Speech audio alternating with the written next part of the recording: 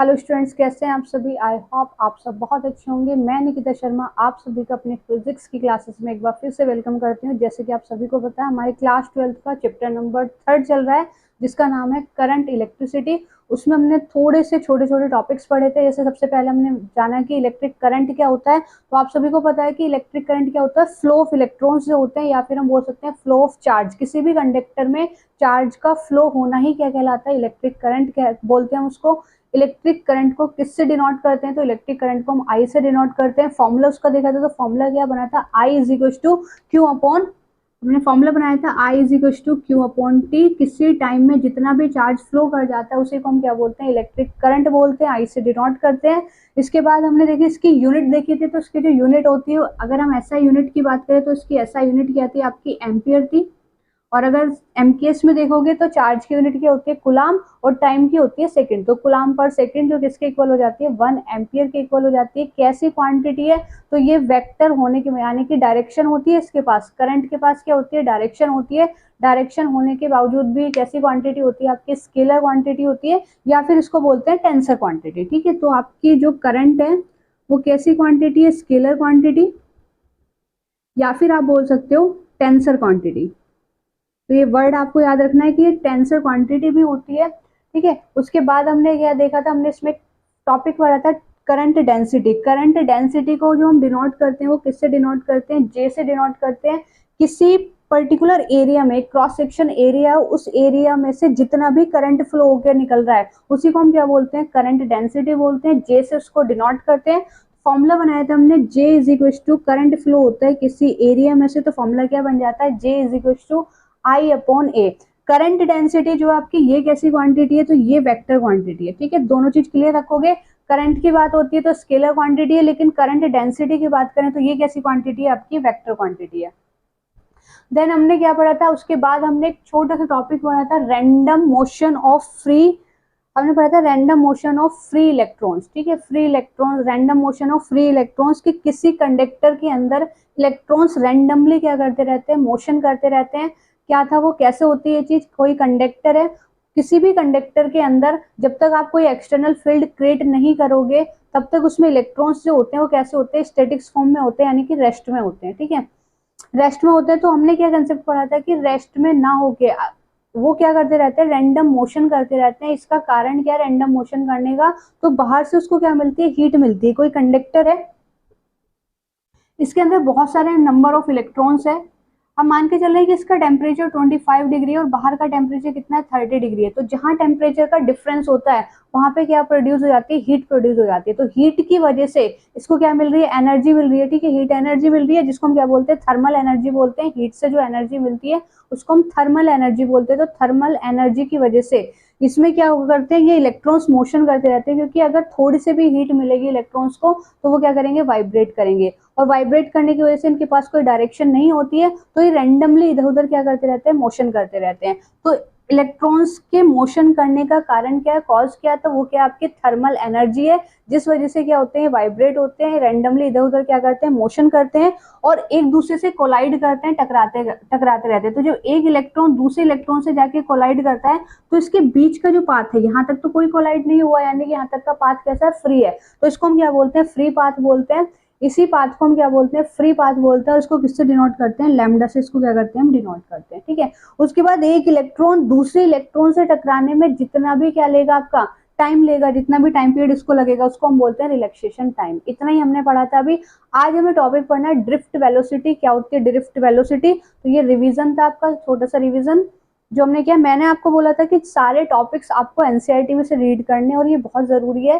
Chapter खत्म होने के बाद मैं खुद आपको एक बार एनसीईआरटी की रीडिंग करना बताऊंगी कि किस तरीके से उसमें जो नोट्स होते हैं वो निकाले जाते हैं। आप उनको नोट्स को या तो रिवीजन में डाल देना, रिवीजन नोट्स में डाल देना, या फिर आप उसको क्या कहते हैं, उसको शॉर्ट नोट्स में डाल देना। ठीक है, लेकिन एनसीईआरटी रीड करनी बहुत जरूरी है। उसमें से कुछ क्वेश्चंस होते हैं जो डायरेक्टली निकल के आते हैं। तो जैसे ही चैप्टर खत्म होगा मैं आपको खुद भी पढ़ाऊंगी, लेकिन आपको जो जो टॉपिक्स हमारे होते जा रहे हैं वो एक बार रीड जरूर करना है। ठीक है, तो टॉपिक है हमारा क्या, ड्रिफ्ट वेलोसिटी। ड्रिफ्ट वेलोसिटी देखो क्या होता है। अभी तक हमने कंडक्टर में कोई भी एक्सटर्नल फील्ड नहीं लगाया है। अगर हम उसमें एक्सटर्नल फील्ड लगा देते हैं, देखो कोई कंडक्टर है,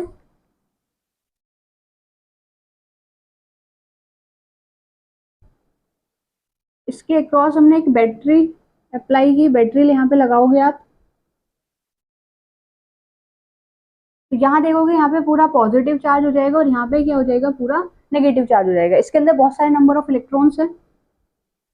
अब इलेक्ट्रॉन्स को क्या कर रहा है, इलेक्ट्रॉन्स देखो यहाँ से हमने जब बैटरी कनेक्ट करी तो इस पे क्या होगा, इस पे एक फोर्स लगेगी। कैसे फोर्स लगेगी, इलेक्ट्रिक फील्ड के अंदर अगर कोई इलेक्ट्रॉन रखा होता है, ये चैप्टर 1 में हमने पढ़ा है, इलेक्ट्रिक फील्ड है,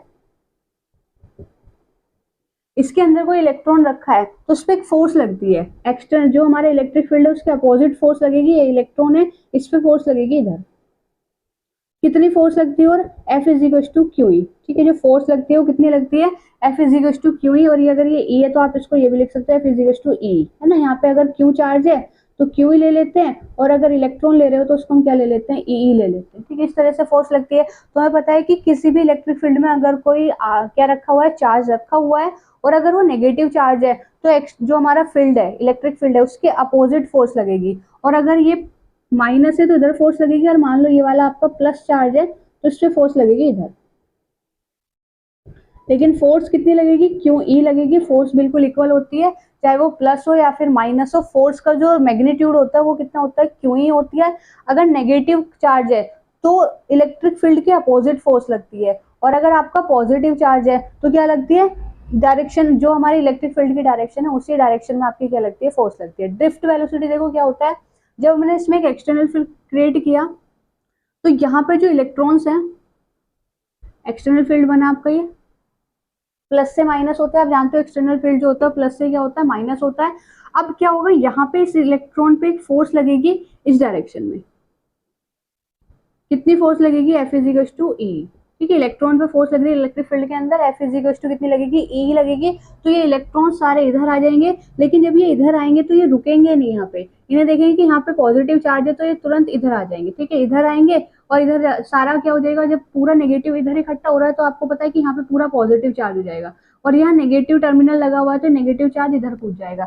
इस कहने का मतलब ये है कि अब यहाँ पे जो इलेक्ट्रॉन्स हैं वो रुकेंगे नहीं, कंटिन्यू चलते रहेंगे। ठीक है, इसका काम होता है, बैटरी का क्या काम होता है, इलेक्ट्रॉन्स को कंटिन्यू चलाते रहना। ठीक है, और जब कंटिन्यू चलता रहेगा तो यहाँ पे क्या क्रिएट हो जाएगा, करंट क्रिएट होगा। ठीक है, जो आपको पता है जब इलेक्ट्रॉन्स फ्लो करता है तो वहां पे क्या बनता है, इलेक्ट्रिक करंट बनता है।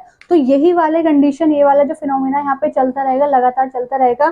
तो यहाँ पे जब ये चलता रहेगा तो यहाँ पे इलेक्ट्रॉन्स को क्या मिल जाएगी, एक वेलोसिटी मिल जाएगी, एक वेलोसिटी मिल जाएगी। बहुत तेजी से ये काम होता रहेगा तो इलेक्ट्रॉन्स को क्या मिलेगी, चार्ज को क्या मिलेगी, एक वेलोसिटी मिल जाएगी, एक स्पीड मिल जाएगी। उसी वेलोसिटी को हम क्या बोलते हैं, ड्रिफ्ट वेलोसिटी। उसी वेलोसिटी को क्या बोला जाता है, ड्रिफ्ट वेलोसिटी बोला जाता है। ये कंटिन्यू क्या होते रहेंगे, फ्लो करते रहेंगे, कंटिन्यू फ्लो करते रहेंगे, रैंडमली हो रहे हैं, लेकिन जब कंटिन्यू हो रहे हैं तो ऐसा लगेगा कि एक बार एक कंडीशन में चल रहे हैं, यानी कि एक पोजीशन में चल रहे हैं, एक पाथ है इनका चलने का। ठीक है, उसी पाथ को हम क्या बोलते हैं, उसी वेलोसिटी को, जिस वेलोसिटी से ये मूव कर रहे हैं उसको हम क्या बोलते हैं, ड्रिफ्ट वेलोसिटी बोलते हैं। तो ड्रिफ्ट वेलोसिटी होता क्या है, आप इसकी डेफिनेशन देखोगे, the drift velocity is defined as the average velocity with which free electrons in a conductor get drifted under the influence and external electric field applied across the conductor. जब हम किसी conductor के across में क्या कर देते हैं, electric field applied कर देते हैं, एक्सटर्नल इलेक्ट्रिक फील्ड, तो इलेक्ट्रॉन्स को क्या मिल जाती है, एक वेलोसिटी मिल जाती है, वो मूव करने लगते हैं, लगातार घूमते रहते हैं। तो जिस वेलोसिटी से वो मोशन कर रहे हैं, जिस वेलोसिटी से भी वो आगे की तरफ बढ़ रहे हैं, मूव कर रहे हैं, मोशन कर रहे हैं, उसी वेलोसिटी को हम क्या बोलते हैं, ड्रिफ्ट वेलोसिटी बोलते हैं। इसको डिनोट किया जाता है वीडी से। किससे डिनोट करते हैं हम इसको, वीडी से डिनोट करते हैं। इसकी अप्रोक्स वैल्यू देखी गई कि इसकी चलने की स्पीड कितनी है, तो इसके चलने की स्पीड देखी गई 10⁻⁻⁴ मीटर पर सेकेंड, यानी कि ज्यादा तेजी से नहीं चलते हैं, इसलिए क्या लगता है कि ये कंटिन्यूस चल रहे हैं। ठीक है, रैंडमली ना लेके एक डायरेक्शन में चल रहे हैं, तो उसी वेलोसिटी को आप क्या बोलते हो, ड्रिफ्ट वेलोसिटी। जब तक हमारा एक्सटर्नल फील्ड नहीं लगाता तब तक ये क्या करते हैं, रैंडम मोशन करते रहते हैं। लेकिन जब हमने इसमें एक्सटर्नल फील्ड लगा दिया तो ये कांस्टेंट वे में क्या कर रहे हैं, मोशन कर रहे हैं, कांस्टेंट वेलोसिटी से चल रहे हैं। इसी कांस्टेंट वेलोसिटी को आप क्या बोलोगे, ड्रिफ्ट वेलोसिटी बोलोगे, जिसकी वैल्यू कितनी होती है 10⁻⁻⁴ मीटर पर सेकेंड। तो आप इसको डेफिनेशन को नोट करो, the drift velocity is defined as the average velocity with which free electrons in a conductor get drift under the influence of an external field applied across the conductor।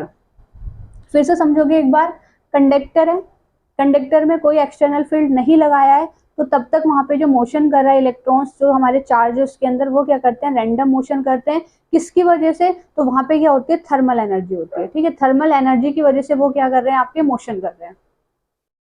लेकिन जब हम उसमें external field create कर देते हैं, वहां पे हम एक्सटर्नल फील्ड लगा देते हैं, हम बैटरी लगा देते हैं, तो उसका क्या काम होता है, इलेक्ट्रॉन्स को चलाते रहना, ठीक है। बैटरी का जो हम यहाँ पे सेल लगा रहे हैं, सेल्स का क्या काम होता है कि वो इलेक्ट्रॉन्स को, जो भी उसके अंदर नंबर ऑफ चार्ज है, वो उसको रुकने नहीं देता, वो उसको चलाते रहता है। यानी कि अब जो इलेक्ट्रॉन्स है वो कांस्टेंट चल रहे हैं, कांस्टेंट वे में चल रहे हैं, तो इसी कांस्टेंट वेलोसिटी को, जिस वेलोसिटी से अब वो मूव कर रहे हैं, रुक नहीं रहे हैं, कंटिन्यूअसली चल रहे हैं, तो इस कांस्टेंट वेलोसिटी को ही हम क्या बोलते हैं, ड्रिफ्ट वेलोसिटी बोलते हैं।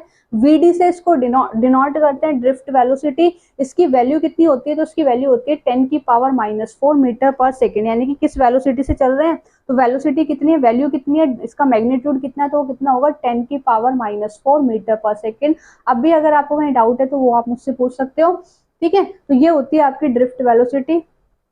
डेफिनेशन आपने नोट कर लिया। देखो इसकी कुछ वैल्यूज हैं जो हमें पढ़, आप इसमें डायग्राम ड्रॉ कर दोगे और यहाँ पे फिर दिखाओगे इसको डिनोट किससे करते हैं, तो it is denoted by, it is denoted by VD, ठीक है। ड्रिफ्ट वेलोसिटी को हम किससे डिनोट करेंगे, वीडी से डिनोट करोगे। अब जो थर्मल वेलोसिटी थी, जब थर्मल एनर्जी मिलती है इलेक्ट्रॉन्स को, तो वो क्या करता है, मोशन करता है। तो वहां पे उसकी जो वेलोसिटी हमने देखी थी कि रूम टेम्परेचर पे जो इलेक्ट्रॉन मोशन कर रहा था, बहुत तेजी से मोशन कर रहा था, और उसकी वैल्यू हमने कितनी पढ़ी थी, 10�5 मीटर पर सेकेंड। लास्ट लेक्चर में मैंने आपको थर्मल वेलोसिटी पढ़ाई थी। थर्मल एनर्जी की वजह से जो इलेक्ट्रॉन्स को मोशन मिल रहा है, जो हीट मिल रहा है, उसकी वजह से बहुत तेजी से वाइब्रेट करता है। तो वहां पे उसकी वेलोसिटी कितनी थी, तो 10⁵ मीटर पर सेकेंड थी। ड्रिफ्ट वेलोसिटी जो है, जो कांस्टेंट वेलोसिटी है उसकी, वो कितनी है, वो बहुत छोटी है, किसके सामने, थर्मल वेलोसिटी के सामने। तो वो कितनी है आपकी 10⁻⁴ मीटर पर सेकेंड। तो इसी को हमने डिफाइन किया है, the drift velocity of free electrons is very small. जो फ्री इलेक्ट्रॉन्स की जो ड्रिफ्ट वेलोसिटी है वो बहुत ज्यादा छोटी होती है। कितना ऑर्डर होता है इसका, 10⁻⁻⁴, which is smaller than their thermal velocity. जो थर्मल वेलोसिटी से कैसी होती है, बहुत ज्यादा छोटी होती है। तो हम इसको ऐसे दिखा सकते हैं कि जो आपकी ड्रिफ्ट वेलोसिटी है, ड्रिफ्ट वेलोसिटी बहुत छोटी होगी, किससे, थर्मल वेलोसिटी से, ठीक है, थर्मल वेलोसिटी, ठीक है। एक दो आप स्मॉलर देन का साइन बना सकते हो, ज्यादा बना दिया मैंने, 3 बना देना, ठीक है। Drift velocity smaller than, much than, smaller than, बहुत छोटी होती है, किसके अकॉर्डिंग, थर्मल वेलोसिटी की। वैल्यू हमें पता है, ड्रिफ्ट वेलोसिटी की वैल्यू होती है 10⁻⁻⁴, जो बहुत ज्यादा छोटा है, किसके सामने, 10⁵ की। तो पहले नेगेटिव पॉजिटिव है, ऊपर से एक जीरो का भी फर्क है, ठीक है। ये पॉजिटिव में पावर है और ये कैसी है आपकी, नेगेटिव में पावर है। तो ये दोनों वैल्यूज आपको याद रखनी है। ड्रिफ्ट वेलोसिटी की वैल्यू होती है 10⁻⁻⁴, और थर्मल वेलोसिटी की वैल्यू कितनी होती है, 10⁵ क्लियर। कहीं डाउट हो तो मुझे बताना, ठीक है। जो भी आपको प्रॉब्लम्स आती है वो बता दिया करो। कुछ वैल्यूज है आपकी, थर्मल वेलोसिटी कितनी होती है, 10⁵ मीटर पर सेकेंड, जिसको हम किससे डिनोट करते हैं, यू से डिनोट करते हैं। एवरेज थर्मल वेलोसिटी की बात करें तो हमने देखा था 0 था, ठीक है। एवरेज थर्मल वेलोसिटी कितनी आई थी हमारी, 0 आई थी। उसके बाद ड्रिफ्ट वेलोसिटी कितनी होती है, 10⁻⁻⁴ मीटर पर सेकेंड। मीन फ्री पाथ जिसको लैम्डा बोलते हैं, वो अप्रोक्स कितना होता है, 10⁻⁻9 मीटर। और रिलैक्सेशन जो टाइम होता है आपका, दो इलेक्ट्रॉन्स के कोलाइड होने का जो टाइम है, कॉलिजन होने के बीच का जो टाइम पीरियड है, वो कितना होता है, 10⁻⁻14 सेकेंड्स। तो कुछ ये वैल्यूज है जो आपको नोट करनी है।